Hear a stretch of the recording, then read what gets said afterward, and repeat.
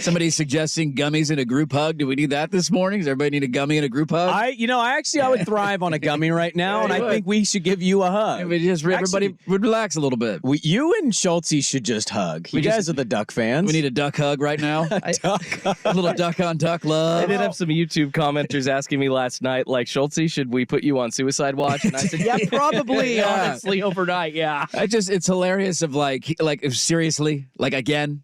Of all the people that if he retires a year ago, this isn't even a thing because Lanning's not even considered after 1 year. Of all the jobs that could have opened up, of course this one had to open up. I want to share. I have a buddy of mine that's rabid Duck fan. Yeah, in a very unhealthy way. A lot of us are. He's admitted that too. Yeah. He's like, it's a little unhealthy. I know, but I just can't help it. He went there, made a lot of memories. He's a diehard Duck. We got problems. I also text him the random Twitter account that had the flight tracking stuff. Yeah. He was good. Yeah, he's in Tuscaloosa. It's a done deal. He's moved to team meeting tomorrow. He's going to be the 29th coach in Alabama history. Mainly as kind of like a joke because I know we poke and prod each other, and he responded to the photo and said, "How hard did you just go from 6 to midnight reading this?" And I said, "I just chuckled, to be honest with you."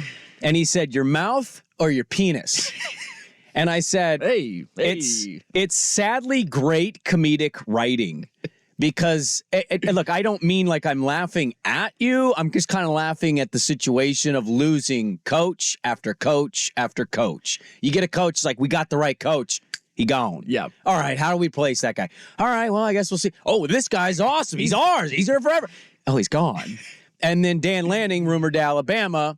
So I just said it's really just comedic to me. Just if you wrote this in a television show and you took Oregon out of it, it would be funny. It'd be like, God, dude, we just every coach? Seriously? Next coach up? Really? We have to go through this again? We all laugh at the misery of others. Like I had we were joking in a group chat last night with But some I'm not friends. laughing at your misery. I'm more laughing at just like, well, sure. what are the I'm not saying odds you. that just the timing of certain jobs are opening with the next guy and then the next guy. I mean, Oregon fan had a lot of fun with Jonathan Smith leaving. Oregon fan had a lot of fun with Washington losing the national championship game on Monday night. We enjoy watching the teams that we don't like and the fan bases we don't like suffer. And so that should be a PSA to any Duck fan who's going to get sensitive about people talking S to you. Like I didn't do it, but the general Duck fan just did this to Oregon State like a month ago. They did. We laughed in your face when your coach left because you all said your coach wouldn't leave. And then it's like, shoes on the other foot now, huh? Remember when you made fun of us for the Mario stuff? Now look at your guy, your alma mater, bro. He's going to East Lansing, Michigan. And then the wheel has turned now back against us. But to be fair, I also laughed at the idea of Jonathan Smith at a Goodwill dropping his clothes off at 2 a.m. after getting his ass kicked in the Civil War. You got to have a sense of humor about all this. You just do. You cannot be super serious internet guy your whole life, all day, every day. No, somebody on Twitter did say, "Hey, I'm outside the Eugene Goodwill ready in case any good old packages get dropped off." That's a great I did tweet. even laugh at that. See, that's a good tweet. Thank you for the. Where is he? Where's Dan? Where's Dan? So I tell my friend, I just look at it from that perspective. He goes, "But it's not a TV show, Brandon," and he never calls me Brandon. Oh, first name. This is real life, and this is not funny. And I said, I disagree, LOL. And then I said, I don't genuinely really care about the actual record ranking stuff. It's just brutal. And the perfect job seems to open every time for the next guy. Yes. And he said, I'm holding out hope it's not a done deal, but I know how this story plays out. Been all too familiar the past few years. I said, join the pack too. We're coming back. He said, F that.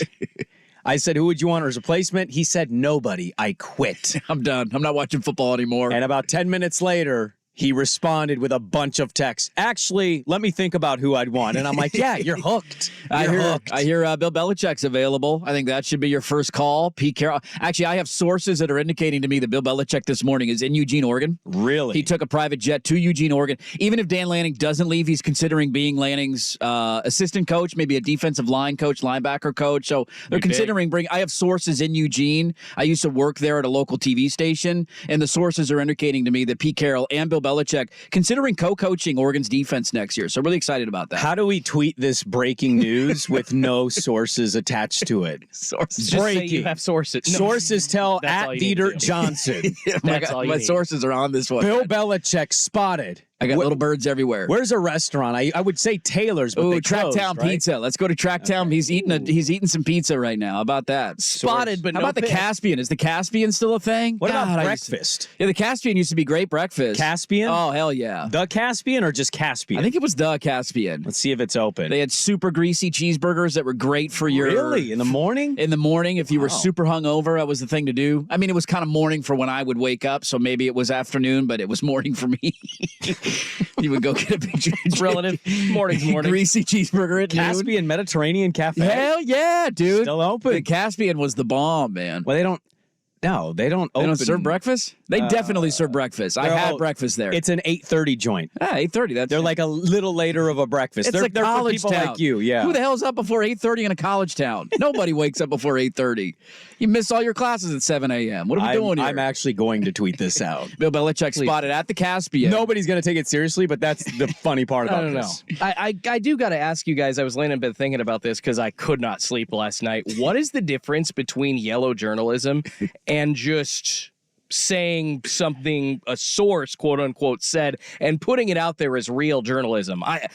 I'm trying to find the actual difference, and I don't know if y'all listening, yellow journalism is essentially lies. It's fake stories, but putting them out there as real. Yeah. That's what these sources are doing, or quoting an anonymous dude. I just wish the rules in journalism or sports journalism especially existed to where, like, if you're found to be a clown, like hopefully this dude is to be found from KVAL, you have to reveal who those sources are. You have to out them and say, all right, this is the guy that said this, and I'm an idiot. Thank you. I'm done. I will never listen to this guy again. I mean, a year ago, we had this from John Heyman. Was it John Heyman who did the arson judge to the Giants? Was that John Heyman? Yeah, it was. Remember that one? I do. That was fun. That was a great fake news hit to get on my Twitter timeline. Yeah, another good one was for an entire calendar year, we were told locally that the Pac-12 had a TV deal that was the exact same as the Big 12. Everything was going to be fine. We're going to be on ESPN, maybe a little Apple TV mixed in, but you're going to get $30 million a year. Everybody's going to stay together, and there you go. Pac-12 will be fine. I saw that KVAL tweet. And again, we'll pull the audio of numbnuts down there. My heart sunk into my stomach, and I wasn't the one saying it or reporting it. Like, that guy cannot be waking up today. I mean, maybe people have just gotten to the point in society where shame has left us all entirely. I think that's where we're at. And I honestly people think just want to trend and go viral and be talked about and be shared and clicked and viewed. And I personally, I would be waking up in a dead sweat panic that I'm going to lose my job. Yes. And that guy's just going to mosey on into KVAL. I'm like, well, got it wrong. No big deal. Weather and traffic every 10 minutes. I'm going to come back and host the news this morning. Yeah, there's got to be an internal panic there when you get something wrong, right? There is a moral compass that I would hope exists in a lot of people. Like, we are not journalists. We come in here and play grab ass for 3 hours a day. We, banter. We have fun. Sometimes we make fun of each hear other. things and we share it. Sure, but there's also a lot of times where you and I will hear things and we don't report it. And you know why we don't report it? Because it's not a concrete fact and it's like secondhand information. Like, hey, I'm hearing X, Y, and Z is going to happen. You had heard, and it's ironic, we had started talking behind the scenes about the Jonathan Smith leaving thing way before it was ever reported. Yeah. While the reporter for the Oregonian covering the program was saying he's not going anywhere. He lives in Corvallis and his kids love it here. Yeah. We had heard before that. They're like, dude, there's something here. And we didn't say it because you don't want to be that guy. It's not concrete information. I don't know what is fact. It's all speculation. Like Bill Belichick being at the Caspian this morning. Who knows what to believe anymore? But there should be a moral compass inside of people that say, like, dude, unless I know this, like from the horse's mouth, unless I have this as absolute fact that he is there, somebody took a picture of him at a Tuscaloosa airport or walking into Bryant-Denny Stadium, then I can report this. But if not, I should probably not say that. But it just doesn't exist for a lot of people. I never want to pile on people either because he's already probably getting it in his mentions. But there is a part of me that's just kind of like, why do you say that if you don't actually have the sourcing and or evidence to prove what you're saying? And I'm sure somebody actually told him that he was there, but who was that somebody? But who was the random demand a photo? And one person saying it should not take you to the internet or television. I got a text message from a guy. He knows a guy. We're good. What are we doing? Yeah, it's have some standards, man. It's wild. It's all crazy, unpredictable. I tell you what, let's put a pin in the Lanning part. We'll save that. We'll get back into that at 7, okay? Dan Lanning, right now, as we know, still the head coach at the University of Oregon. We'll dive back into that at 7. Let's talk about the craziness of yesterday, just with the coaching news in general, with what happened with 2 guys, and then throw in the mix another guy this morning. So we'll get to that coming up next. But first, Schultze with a sports update. This is a Wild Card Week edition of Dirt and Sprague. Brought to you by George McCoy at WarrenAllen.com. Now, from the Spirit Mountain Casino Sports Desk, a Sports Center update on 1080 The Fan. First on The Fan, more coaching news dropping in the NFL this morning. This bit of news more expected, though, according to ESPN's Adam Schefter. The New England Patriots parting ways with head coach Bill Belichick after 24 seasons, 9 conference championships, and 6 Super Bowl wins. They're officially expected to announce it at a 9 a.m. press conference our time. He is expected to draw some interest from other teams, though, as a coaching candidate. And moving on to, of course, the college ranks, Alabama head coach Nick Saban announcing his retirement after 17 seasons with the program. He won 6 national championships in a 12-year span. After that, Action Network's Brett Murphy reported that Oregon coach Dan Lanning expected to be their top choice to replace Saban. However, there are no confirmed details on Lanning's plans at this point. Multiple players have said he is in Eugene and not Tuscaloosa. On to the NBA, the Portland Trailblazers back in action tonight as they continue their road trip in Oklahoma City against the Thunder. Jabari Walker, DeAndre Ayton, both game time decisions. Portland a 12.5-point underdog. Tip-off set for 5 p.m. on Root Sports. More sports scores and stories in 30 minutes. I'm Schultze from the Spirit Mountain Casino Sports Desk. Get in the game at Spirit Mountain Casino. Watch and wager on all the pro football playoff action. Learn more at spiritmountain.com. It's The Fan on FM. Go to 99.5 FM HD2 and enjoy high def 1080 The Fan. I'm George McCoy with Warren Allen, Attorneys at Law. Winter means football playoffs, but it also means driving in the rain, snow, and ice. Drive safe, but if you're injured in an accident, call me, George McCoy, to get what you deserve. Online at warrenallen.com.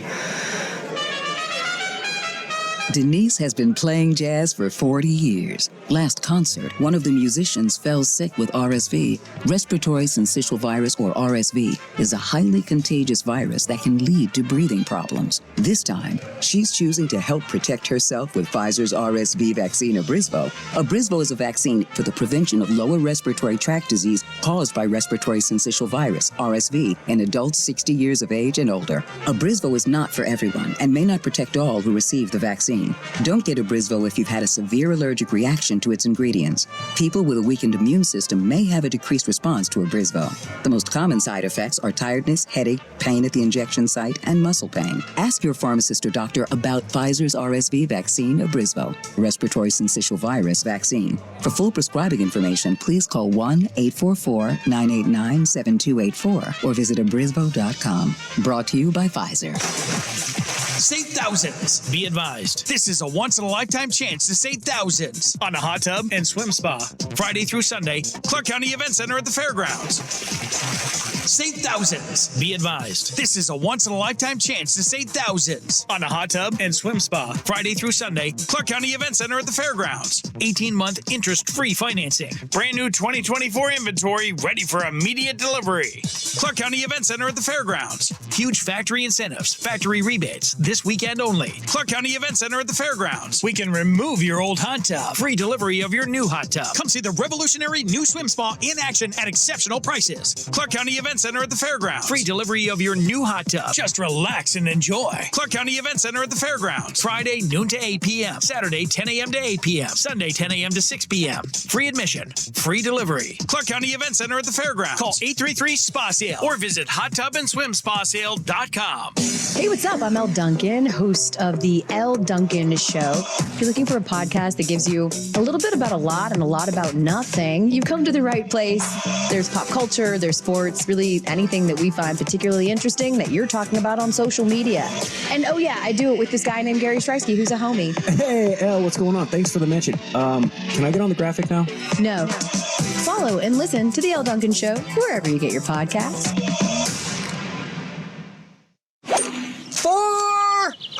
I wish I was a better golfer. 4 is an odd word to yell. Whoa, where'd you come from? It's me, Flo, and I'm here to grant your wish of Progressive taking $50 off your deductibles. Just choose the Deductible Savings Bank feature and finish your policy period without filing a claim or having a driving violation. Great, but what about my golf swing? Oh, I just do insurance. Sorry. Sign up for Progressive and opt into more savings.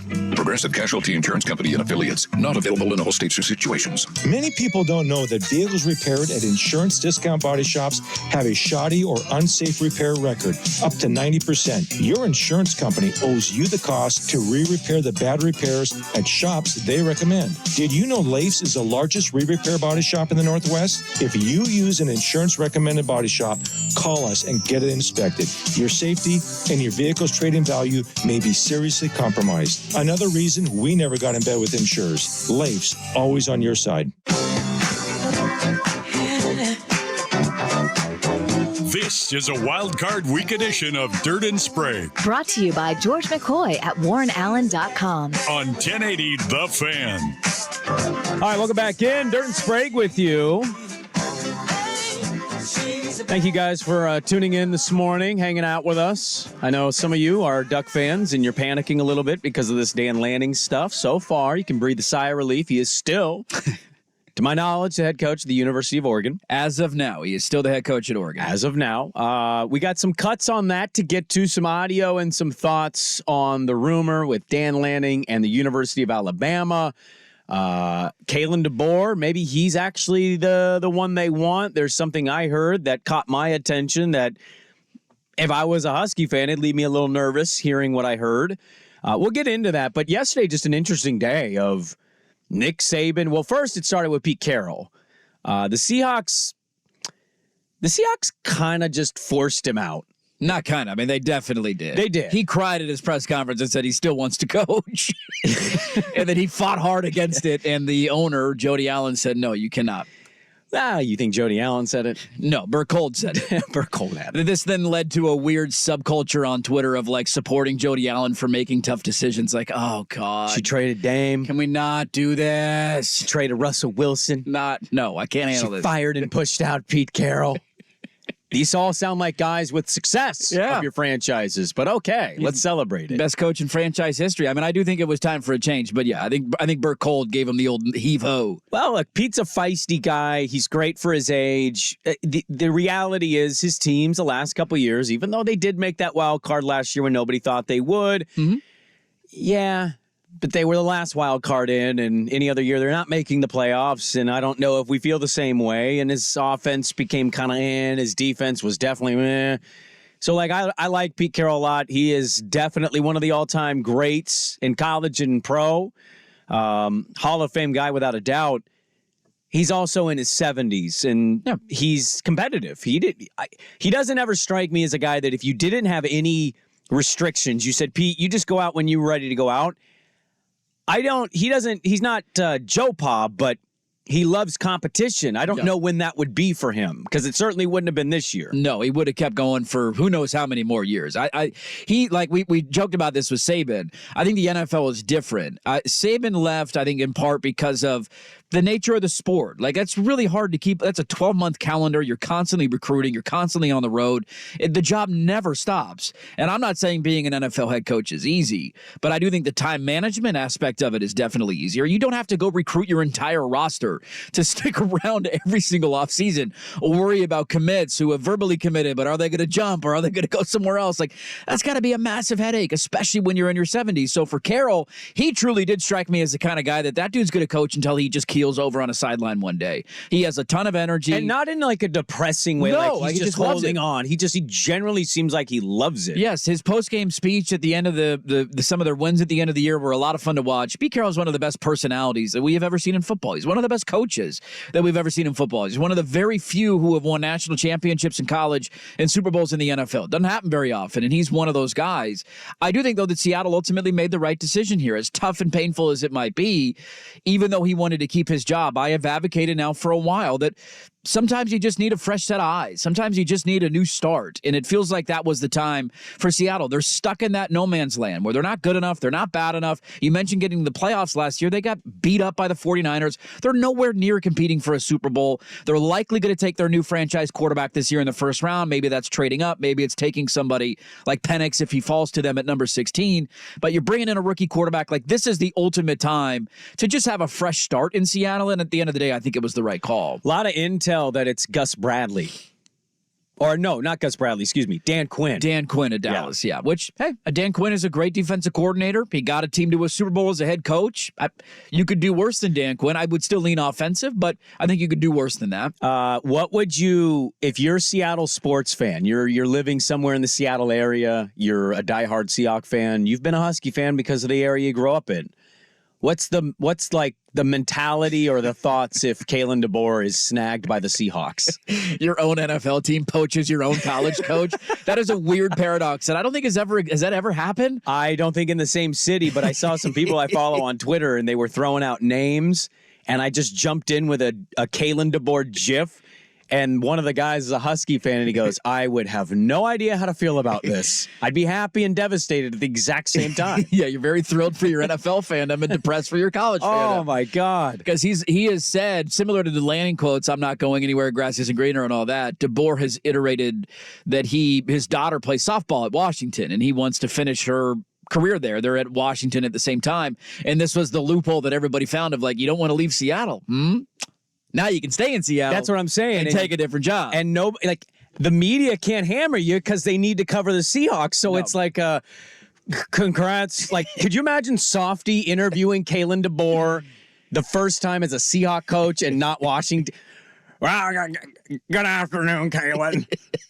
I'm so excited and sad. He already made his feelings known. He said, I want Kalen DeBoer as a coach of the Huskies for a long time. Well, duh. He just took him to the title. But what if I told Softy, you could have a Super Bowl caliber type offense with Kalen DeBoer? You know? Yeah. I don't know if that's real, but I also don't care what any of these guys say. Look, Dan Lanning, you want my quick 2 cents? Because I think today's show is more about you than it is me. I already texted to you. I really believe it. And until I see somebody of note say that Dan Lanning has agreed, my thinking is he's going to stay. He's going to ride this wave for another 4 or 5 years. At that point, or he'll be at Oregon for 7, 8 seasons? Success, I don't know what that is, but I'm assuming they're in the playoff almost every year. They're recruiting at a very high level. Maybe there's a title there. I don't know, but success. Bama then kicked the tires on somebody else. It didn't work. That's the move to me. Yes. It's stay at Oregon. There's no advantage now. And then when Bama opens back up again, you're a little older because he's still pretty young. Maybe your kids are graduating high school or going to college. And they're about done and they don't care. And that to me, that's the move. I text that immediately to you. That's the move to me. Kalen DeBoer is a different animal. He's older. I'm not saying he's leaving Washington, but Colin says he's the number one candidate. And also he hired an SEC-related agent, Jimmy Sexton. Yeah, the guy who is the agent basically of every coach in college football. Yeah, but like largely most of the power players in the SEC. He also doesn't have a $20 million buyout. And he also still has not signed an extension. No, he is not. So I don't know if either. I hope in my heart of hearts, I would love for Washington fans to suffer just like Washington fan would love for Dan Lanning to leave. So you can laugh in our face. That's the beautiful thing of the rivalry. I genuinely hope that they both stay. Like watching the two programs kind of reach one of those pinnacle moments where Washington's in a national title, Oregon's going to a Fiesta Bowl. They were two of the best teams in college football this year. The sky's the limit on where each of them can go. Like this has a chance to turn into something really special. It doesn't often happen. The first time they've ever met where both of them are ranked in the top 10 this year. It doesn't happen where they're both legit at the same time. You've had Washington up, Oregon down, Oregon up, Washington down, vice versa. I hope they both stay, man, because I think there's something special brewing in college football in the Northwest with the two coaches at their respective schools, and it'd be a lot of fun to watch them battle every year. I'm with you. I love when Northwest football is like premier, top of the rung. I mean, that's prototypical Big Ten football we're talking about. Yes, it is. It's BIG football out here, baby.